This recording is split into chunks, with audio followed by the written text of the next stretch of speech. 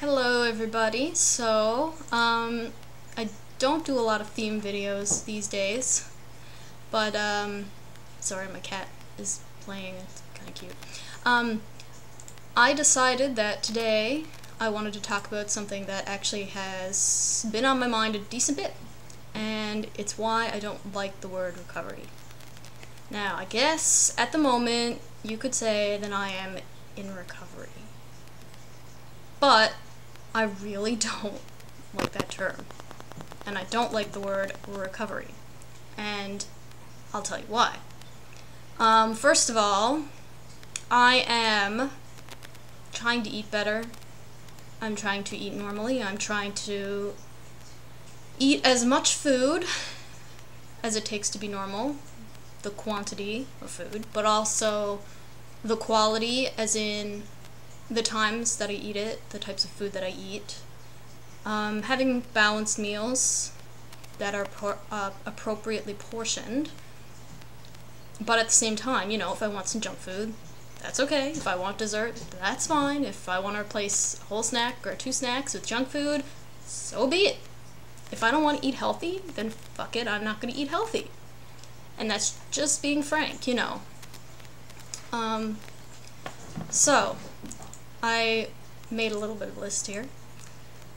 I guess the main thing that I don't like about the word recovery is that when you say that word, recovery, it's such a loaded word. It has so many meanings, and it's also a thing that people with eating disorders get very perfectionistic about, which I guess shouldn't surprise anyone, because a lot of eating disorders are about, I have to be this certain thing, this certain weight, I have to look a certain way, I have to feel really good, I have to, it starts off as sometimes as I have to feel really good in my body, in myself, I have to be perfect. Okay, that's another loaded word right there. But, recovery becomes this thing where you can never be negative, you can never say anything in negative, you can never describe how you're actually feeling in a day because you might trigger someone. You go on a recovery forum and it's like either you're not allowed to post triggers at all, or everything that could potentially be triggering has to be marked with trigger warning. And that's fine, because the intent of sites like that is to give you positivity where normally you don't feel positive, you don't get positivity at all. And the idea there is to try and change your cognition a little bit, change the way you think, such that, your whole head is not always full of just negative, that you are able to see positive and you're able to also focus on positive and feel positive. And I get all of that, but right now, I'm at a point where I don't want to always feel positive, because number one, for me, always feeling positive requires me to subliminate a lot of negative things that I do feel, which may not even be related to the eating disorder at all. And so this, goes underground and goes underground, and stews a while, and then it blows up into something, whether it comes out in self-injury, a need to relapse into the eating disorder, or just plain freaking out, getting depressed, getting anxious, whatever. Bad things happen. So, for me, much as I like the idea of trying to always be positive, it's not realistic. It's not real to me. And, I'm not gonna do that anymore. Like, I tried that. I did that for a long time. I did that for a good few months, in fact. And it really helped, because I was able to feel positive in a consistent way. I know that was possible. That's the way it did help me. But now, I know that even if I accept the bad and I feel the bad things, that if I wait it out, the good things will still come. I don't need to feel positive all the time. I don't need to always say, oh my god, sunshine and rainbows and kitties, and let's have a positive outlook on everything, because, well, number one, that's just not who I am, it's not who I've been, and number two, there are a lot of bad things in this world, And you can't erase the fact that they're bad, or that a lot of people have a really shitty time at life just because you decided one day to be positive.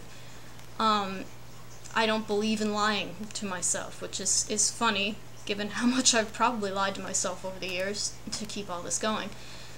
But I guess on a deeper level it was necessary at the time.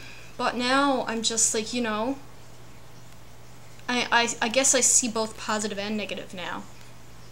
And it's not so much that I need to erase the negatives, that I only have positive in my life. It's that I'm able to continue to be able to see both sides.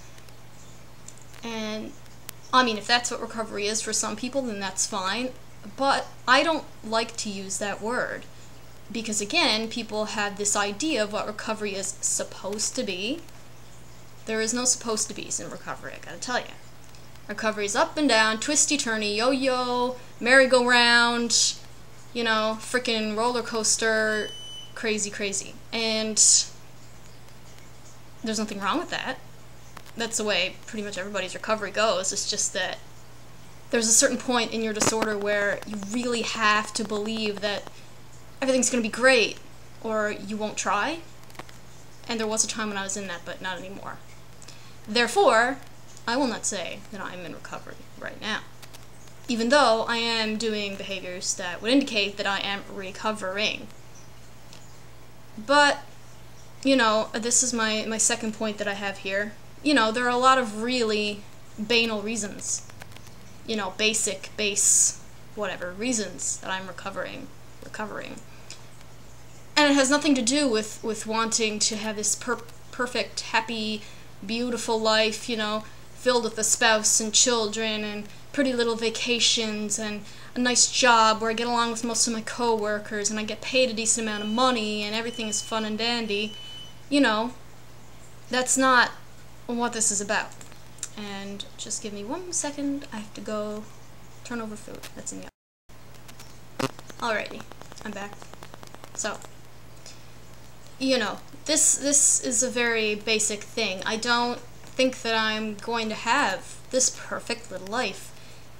That's not my expectation, and it's possible that that won't be my reality. And, you know, if some of that happens, that's wonderful. If I end up in university, graduating with a degree, maybe going to do my master's, and then getting a nice paying job in which I like most of my coworkers, and I really like what I'm doing, and I feel like that's the way I want to live my whole life, and that's where I want to progress, then that's great, you know? And I'm really happy for people who find that. But, you know, my world isn't going to end if that's not what happens to me. My world hasn't ended because that's what happens to me, you know? And in recovering, or whatever I want to call what I'm doing, in eating better, in trying to be a normal eater, that is my only goal right now. That is not to say that I'm not gonna be trying to make my own life better, but, you know, even if I didn't, frankly, that's nobody's business but mine. If I decided never to leave my house again, to stay in here, to stay on social assistance for the rest of my life, with my TV and my internet, posting YouTube videos and playing games, that's fucking fine. And I don't care, at this point, what anyone thinks about me or my choices in that regard. You know, once I feel that I'm ready to, I don't know, work, go back to school, once I feel that I'm ready to participate more in the world, once I feel mentally ready to do that, and physically ready, because my strength is not back yet, even though I'm trying to eat normally now, then I'll do it. And until such a time as I feel good enough to choose to do it, there is no cause for anyone, I think, to criticize me for not doing it, and I won't listen to that kind of bullshit anyway, to be frank about it. You know, and life is just life. It doesn't necessarily have to be full of expectations. It doesn't necessarily have to be full of things that are perfect or great or wonderful or that make other people happy. And so that's another reason I don't like to use the word recovery, because I don't even feel like it applies to me. I don't feel like I am trying to recover. Because there's a lot of posts on a lot of places online that make you feel like recovery is something that should be wonderful and great most of the time, and if it's not, somehow you're doing it wrong. And again, right now, I feel that that's total crap, because, you know what? Recovery feels like shit. Most of the time, recovery feels like shit. I mean, just from my own experience, I'll tell you, I've been exhausted, I've been bloated, I felt really way too full, I have had distended stomach, my bowels don't always work totally properly, I don't always go to the washroom when I should go.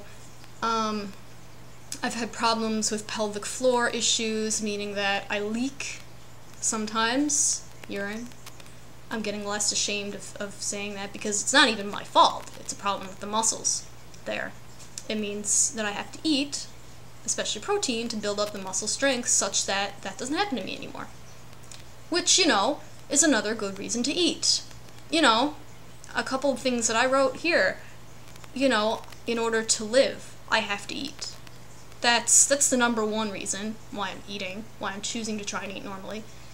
Again, nothing to do with recovery. I don't care about this big ass term floating over there somewhere meaning a whole bunch of things that aren't relevant in my life. I don't care.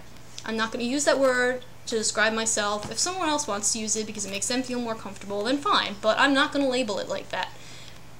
In order to live, I have to eat. Physically. To live, you have to eat.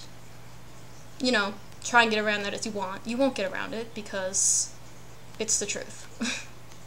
And eventually, no matter what weight you start at, no matter how many calories you think you eat, eventually your brain does catch on that you're starving it, and it diminishes its function, and your body also will catch on. Maybe it will take only months, maybe it will take years and years and years, but your body will start to shut itself down or break itself down in ways to try and compensate because you're not feeding it enough to live. And I don't want my body to do that anymore.